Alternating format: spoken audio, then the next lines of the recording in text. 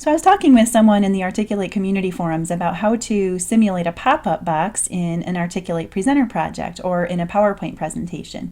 Here's an example of that. I've got a slide here, and you can see that the slide is asking me to click on the penguin's wing to find out the answer to this question. And if I click on the wing, then the slide grays out a little bit and this pop-up box appears and gives me some more information.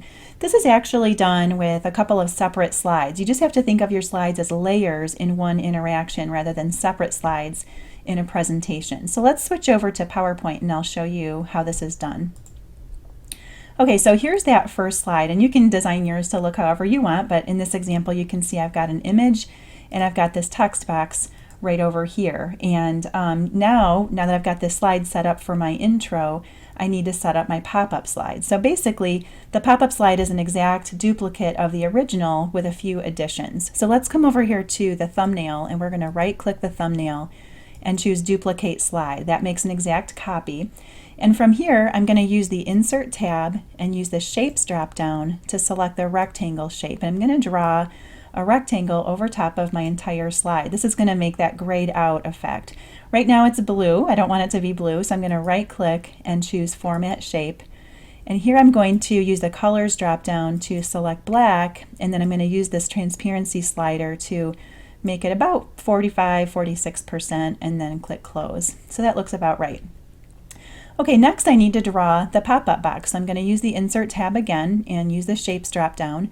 This time I'm going to use the rounded rectangle. I'll use that shape and just draw right over top of the penguin, and then you can enter whatever text you like in there. I'm going to go ahead and insert mine, and that looks a little bit small, so I'm going to use the Home tab here, and I'm going to up the size to, let's say 36. Whoops, did that work?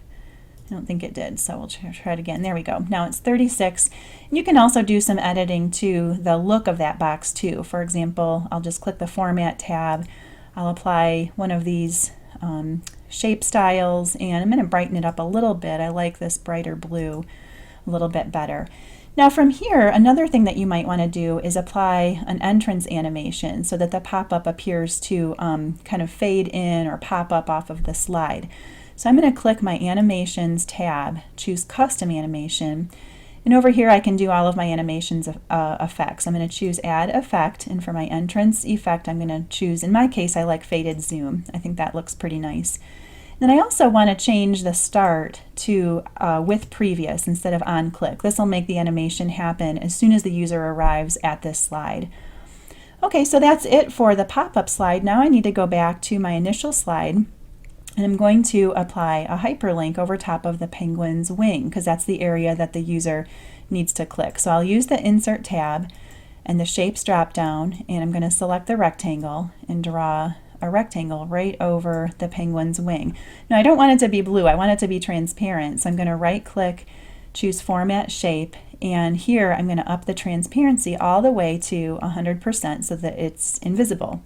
Then I also need to get rid of that line, so I'll use the Format tab, choose Shape Outline, and then select No Outline. So there's my shape, and now I need to apply that hyperlink. So I'm going to right click, choose Hyperlink, and from here I'm going to send the user to a place in this document, and it's going to be, in this case, slide 2, because that's where my pop-up appears.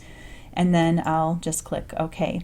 So that's pretty much it. Now you can view the slide in PowerPoint, or you can publish from your Articulate Presenter menu right up here. Choose the Articulate tab and then select Publish. And once you do that, it'll look a lot like this. So again, if I click the penguin's wing, then that pop-up appears just like I designed it. So that's it. That's how you can simulate a pop-up box in your PowerPoint presentation or your Articulate Presenter project.